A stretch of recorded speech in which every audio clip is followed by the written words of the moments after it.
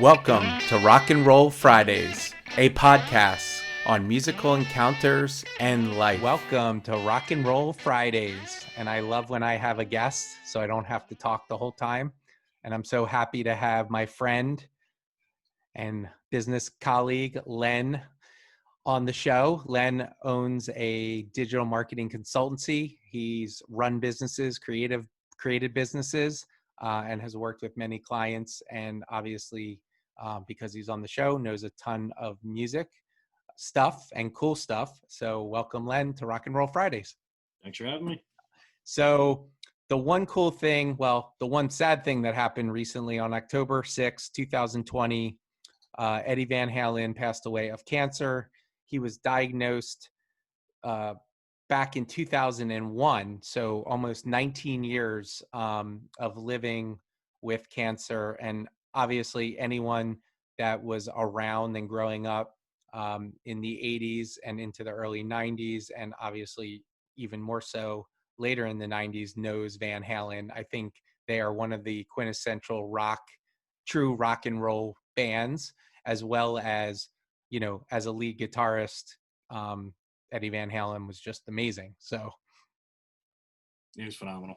One of the things that was interesting, and when I do my research on who I'm going to talk about, it's like you always find nuggets, right? And like the Van Halens were born in Amsterdam, which is something I did not know.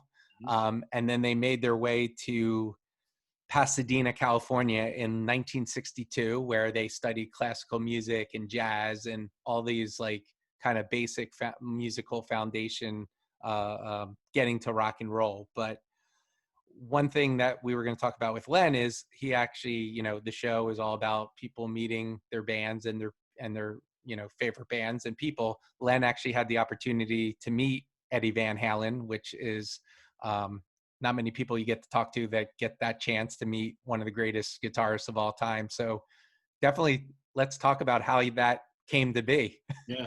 So yeah, it was surreal meeting Eddie Van Halen. It was one of those ones where we went to a show, and I believe it was Philly 2004. I'm trying to think of one of the last tours that it was Sammy and Dave doing. I think it might have been the tour where they kind of like they kind of broke up at that point. But anyway, it was the tour, and this is the tour we went to where Eddie was, I think, clearly struggling with drinking. You could tell it. But anyway, we went to the concert, and I was lucky enough through a friend of my father's, who so happened to be involved with the band, their manager, promoter. We were actually lucky enough to get, you know, what was called pit tickets. These weren't your average pit tickets. I was involved in I used to run a ticket brokerage business for years. So the kind of seats that they had were actually the best you've ever been on. They're actually on the stage in a pit on the stage. So imagine like you're like looking, let's say you're like 15 rows out center stage and looking directly at the stage, you would think they're the best seats. And they are from a visual standpoint. But the actual vibe and the feel of Van Halen. Think about that for a minute. They actually put you on the stage. There are these two circular holes in the stage, and they drop the pit in there. It was amazing. So we had these pit tickets, and you're like looking like straight up, and the walls are pretty high. I mean, they were probably about 8-foot walls, but you could see the band playing like it was crazy. It was almost like you were on the stage just in a pit. So we had those great seats that were arranged for us, my father. So I took over I think it was about 10 of us went over. It was great. It was a great time. We partied up before the show, partying during the show. Yeah. We had a little like door you could walk out. There was a bar right there, like rated right there for you. These are probably like the tickets that, you know, the fan club was giving out and all that back then that you could get. But I would say the funny part about that story was that I couldn't see the stage too much. It was this really big dude standing in front of me. I'm like, I'm not that small. I'm 6'1", 240 pounds. I'm not a small guy. And we're like, man, this dude is huge. So ironically, it was Brett Myers, the pitcher of the Phillies, who was standing directly in front of us. And that is awesome. Yeah. So it's kind of like one of those things, right? He was a nice guy. He was cool. He was you could tell, like a friend of his. And, you know, we kind of like angled. Some of the girls were with us, kind of angled around to the side. And we were able to see it. But so the show was good. Sammy sounded great. Alex is good. If anybody's a Van Halen fan, Alex Van Halen rarely ever has an off night. He's just that good all the way through. It's funny because, no, it wasn't Wolfgang, wasn't the bassist. I think Michael Anthony might have been on the show. I forget. It had to be Michael Anthony because I would be too young for Wolfgang. So anyway, you could tell Eddie was a little off. And he just was – this is when Eddie was kind of pulling his hair up in a bun. He was wearing like these like – what are those like cargo tight pants. He Yeah. kind of Yeah. looked disheveled. You know what I mean? Yeah. But you can actually see the video in Philly. They actually have it recorded on YouTube. That's, pre now. You can see every concert on YouTube. So at the end of the show, towards the end of the show, I walked out to go grab a beer, and my dad's friend grabbed me and said, "Hey, look, and he's like, thanks for coming out." I'm like, "My God," I'm like, "Thanks for having us. It was phenomenal." Because it was he was kind of waiting for us because he wanted to say hi because he's playing at the golf course my dad was at that day and then the next day.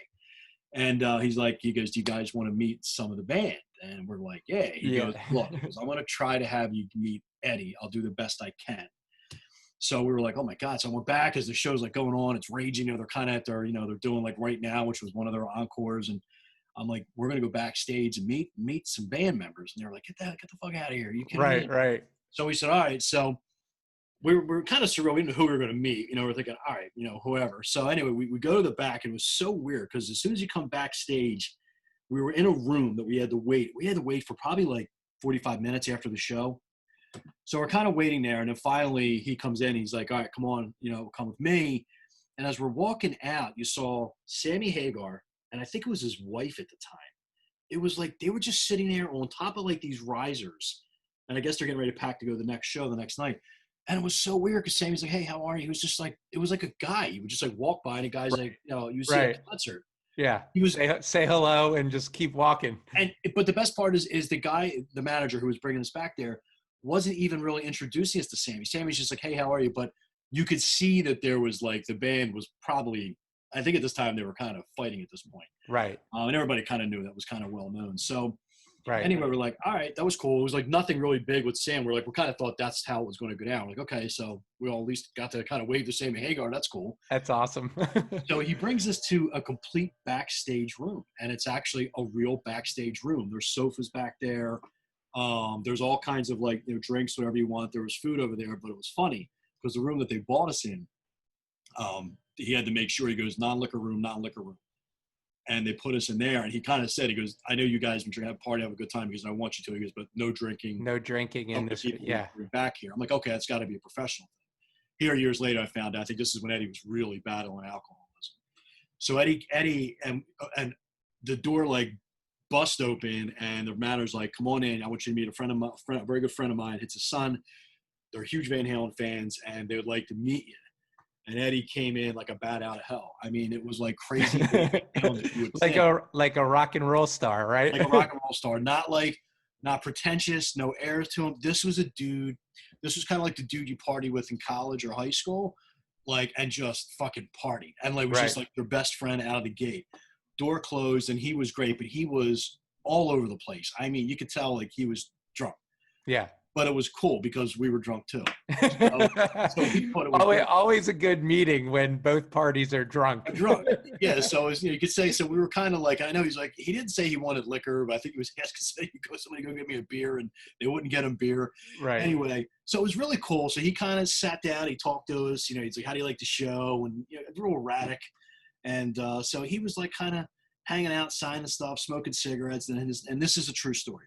So as we're kind of talking, he's like, he goes to get a lighter to light a cigarette, and the lighter didn't work. He threw it down. My buddy's like, "Oh, I'll light your cigarette for you."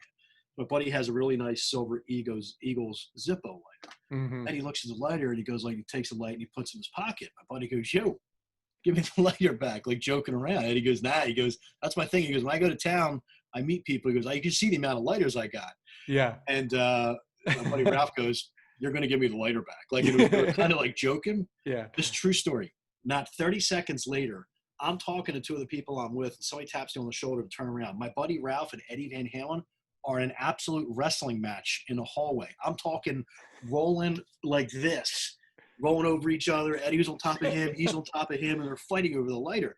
In good faith, but I'm thinking at one point this may turn to fisticuffs in a second. That is awesome. So finally, he's like, "Hey, take your lighter," and he came back in, and he's like, "All right, I'll sign some stuff. We have backstage passes, and we're signing stuff and things like that." And it was really cool. And I'm like waiting in the back, and he was just about to leave. And I'm like, all right, I didn't get my autograph. Yeah. I got to meet him and all that. I'm like, but I'm the one that got this. And I'm like, I started pushing people out. I'm like, "Look out, look out, look out." And he grabbed my thing. He goes, "All right, I'll sign." He goes, "All right, look out from Lenny." And he goes, Eddie Van Halen, because he was listening to what I was saying. That's awesome. But this was like, what sucks is that this was right before you would take pictures with your phone. Yeah. Right before, like, you'd bring a camera. Like right now, you would be pictures galore to be posted all over Facebook.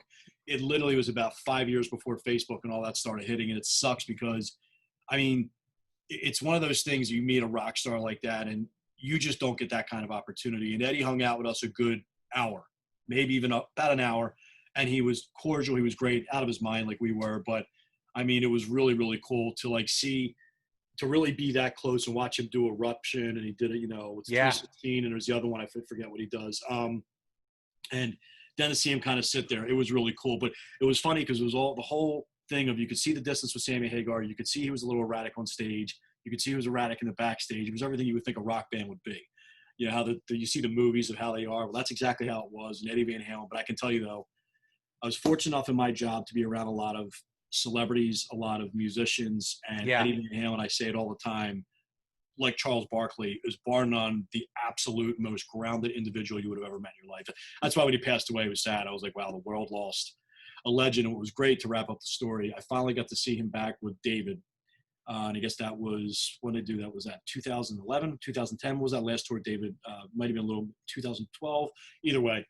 And David sounds like shit because his voice is shot out, but Eddie sounded great, was clean and sober, looked good, and he just put on a tremendous show. I was like, wow, and that's why I see why he was the greatest. So I went from the pit stage and all that to meeting him and hanging out to there on the lawn seats in Camden. All right, yeah. I'm like, wow, the difference of it all. So, but anyway, that's my Van Halen. That is awesome. That is cool. Awesome. And not many people have an Eddie Van Halen story and also get to hang out for that long a period of time.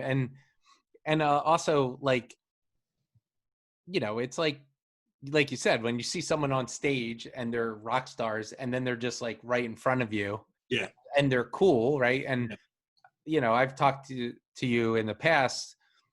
I've got a chance to meet my famous bands, and they've all been cool, and it's been a cool experience. And it sounds like your group had an awesome experience, like hanging out, and like it's just. It makes you like the band and the music even more. That's for sure.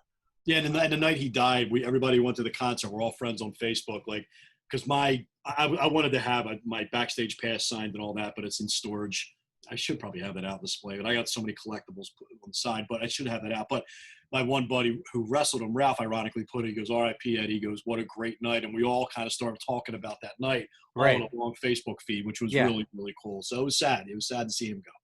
So for people that, and this is a big if people don't know Van Halen, like Eruption, as Len mentioned, is an amazing song, guitar solo.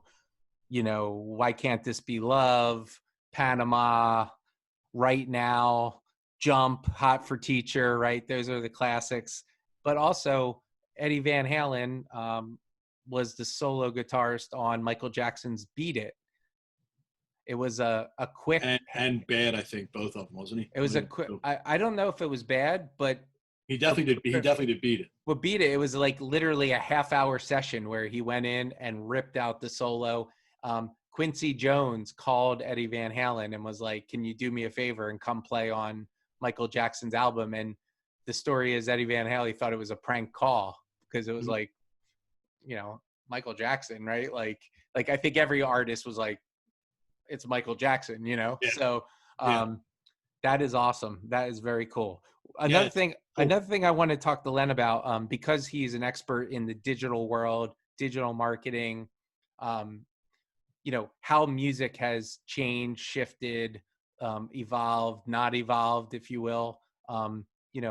What's your take on where you think music is going to go aligned with digital, from a digital marketing perspective and just platforms and all these things that are happening in the digital world? Well, like what I saw an article, dating myself, interview with Gene Simmons, where he said what a lot of people say, how the album's dead, the CD's dead, recording a record's dead. And, you have to go look at, how music's released right now, where think about it, years ago, you literally have to get into a van, you have to go drive around bar to bar to bar and hope you would eventually catch on. Or now you and your buddies, or, you your friends can sit around and you can record an album, you can put it on YouTube, you could advertise that song a little bit, like put a little bit of money behind it, even if it's $100, and people are going to start finding out who you are, and then they will start following you. So that is how bands are getting discovered right now, is via YouTube, is via TikTok and things like that. In the days of like struggling and playing live shows, while that still exists to a lesser extent, the whole way in which you deliver music has changed forever. What I don't like about the music business, which has happened, which is what everybody says, and I sound like an old person saying this, is I hate how the currency of a song has been devalued down to anybody can get it for free and you can do $10 on Spotify. I hate that, because these musicians work their ass off.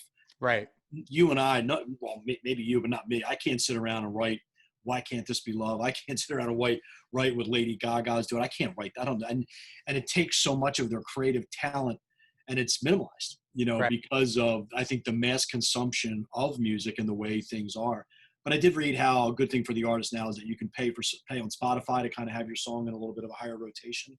So, but yeah, so it's obviously changed. It's not the way we used to do it. It's not the way about going and picking up an album and waiting at Tower Records at 12 o'clock for your album to be released. Remember, like Guns N' Roses did that. So I was in line. Yes. me too. Yeah.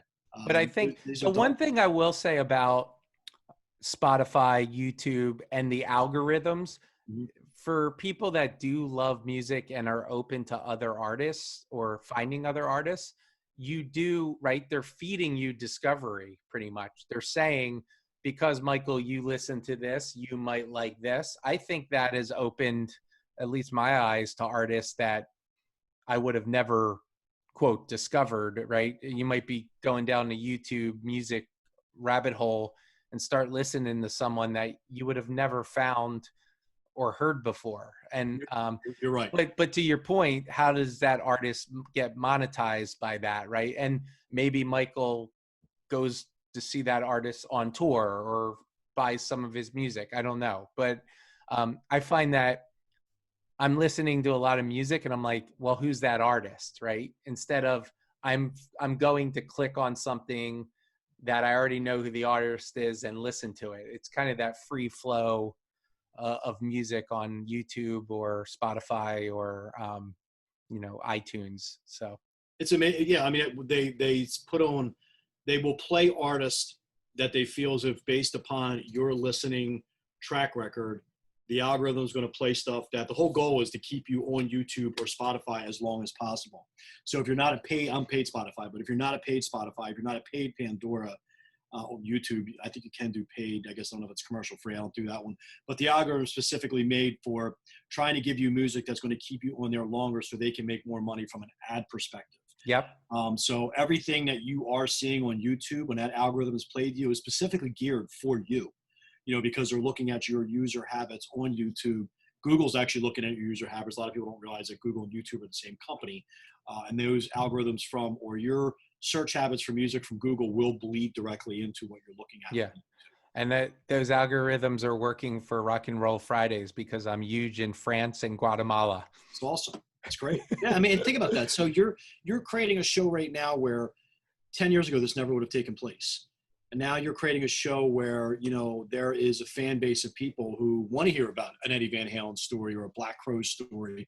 I'm a huge Guns N' Roses fan. I will take some time, and I'm a huge old outlaw country fan. I will listen to stuff about Waylon Jennings and Guns N' Roses, and I would watch something like this on YouTube. It's kind of if I'm working and stuff like that during the day, I'd have something on in the background and listen to it. So it's cool. Yeah, and I think it's like the tentacles of music, right? It's not just back in the day. It used to be an album, and then it was a tour, and then it was merchandise, and now there's on Facebook fan clubs that you're communicating. I'm on a couple fan clubs where you're communicating with fans of the band, and then there's merchandise of fans of the band. So I'm on a fan club for the Black Crowes where it's just people's collectibles, right? So it's this kind of layers of tentacles of music.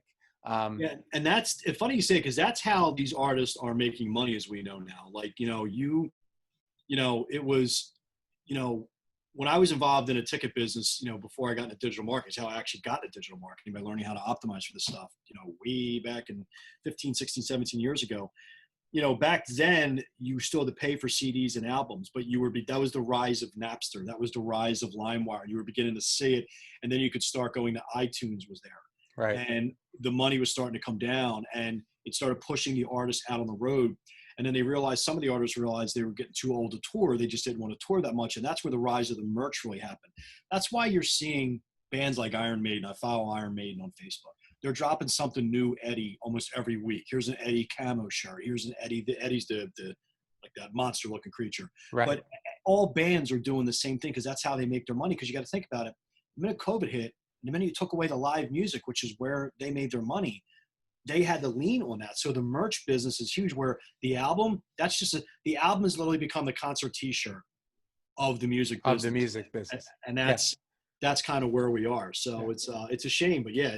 And that's with these guys not on the road, and then to kind of go down a rabbit hole, but people are like, wow, look at some of these bands that are actually getting back together. Guns N' Roses, Black Crowes. I'll tell you why, because nobody's buying their albums anymore, because they don't need to. They're not making as much money. So you walk up to the Black Crowes or Guns N' Roses and you write them, a $50 million check. They're going back out on the road, because that's how they're going to make their money. Right. So. And we talked about earlier with COVID, next summer, hopefully, and into the fall will be the biggest touring that we'll ever see, right? Every venue, every night will be bands needing, they have to make a living. That's their job. They will be out and touring. I can tell you right now that I know for a fact, through a friend who is in the business, that some of these artists are, especially the older artists who relied on like that 20 show tour of like a smaller venue, and they're a little older, they're choking. Mm-hmm. A lot of these people, they're not saving money. Right. Whatever it may be. Like, they don't have this big infrastructure. Like, they have a fan base, but they rely on that 20-day tour every year, because that's their job. Right. And think about it. They're not making any money. There's not a lot in the banks right now. So you are right. You're going to see bands and acts that you may have never thought were coming back out on the road again. They're going back out. They're going to be touring. Yeah. Save your money. It's going to be great to see a lot of shows. It's going to be great shows. Yeah. Well, Len, this has been awesome. And Len talking about meeting Eddie Van Halen and the state of music in the digital age. I really appreciate it. And thanks for being on Rock and Roll Fridays. Thanks for having me. Awesome. All right. We'll see you.